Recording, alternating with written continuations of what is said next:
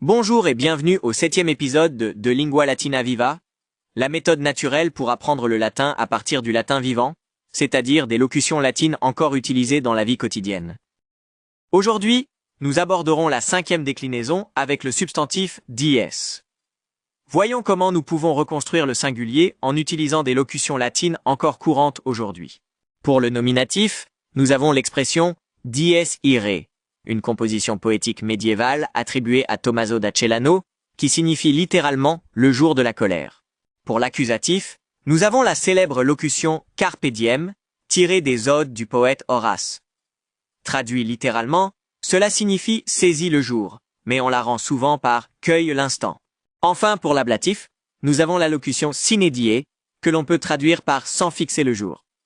Dans le langage courant, « sine die » est souvent utilisé avec le sens de « à une date à définir ».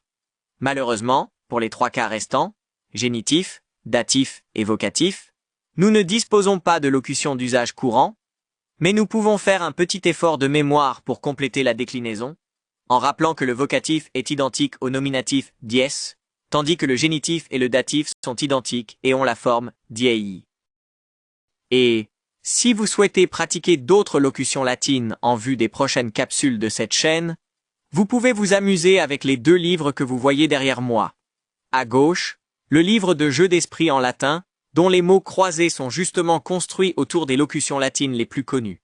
Le deuxième livre, en revanche, est « Le latin pour réussir dans la vie », un livre anticonformiste qui montre la vitalité du latin dans divers domaines du monde contemporain.